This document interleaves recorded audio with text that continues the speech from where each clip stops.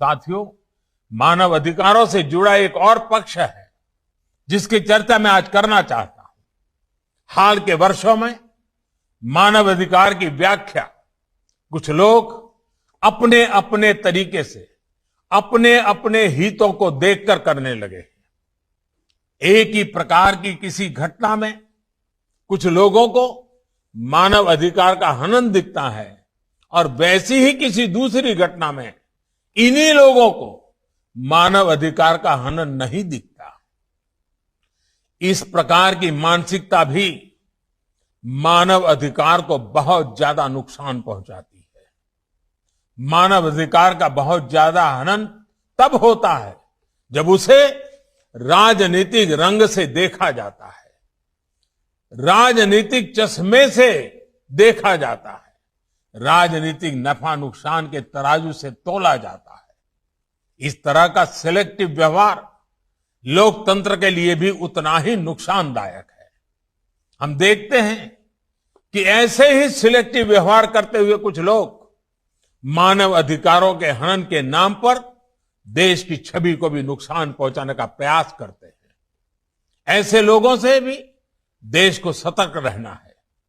साथियों, आज जब विश्व में मानव अधिकारों की बात होती है तो उसका केंद्र इंडिविजुअल राइट्स होते हैं, व्यक्तिगत अधिकार होते हैं। ये होना भी चाहिए, क्योंकि व्यक्ति से ही समाज का निर्माण होता है और समाज से ही राष्ट्र बनते हैं। लेकिन भारत और भारत की परंपरा ने सदियों से इस विचार को एक नई ऊंचाई दी है।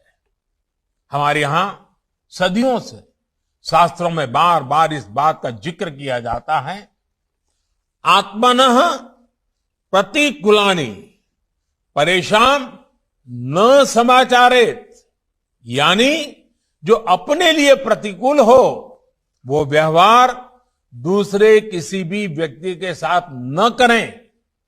इसका अर्थ यही है कि मानव अधिकार केवल अधिकारों से नहीं जुड़ा, बल्कि ये हमारे कर्तव्यों का विषय भी है।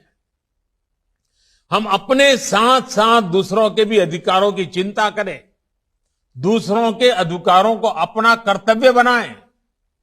हम हर मानव के साथ समभाव और ममभाव रखें।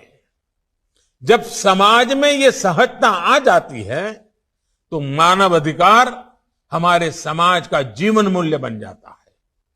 अधिकार और कर्तव्य ये दो ऐसी पटरियां हैं जिन पर मानव विकास और मानव गरिमा की यात्रा आगे बढ़ती है।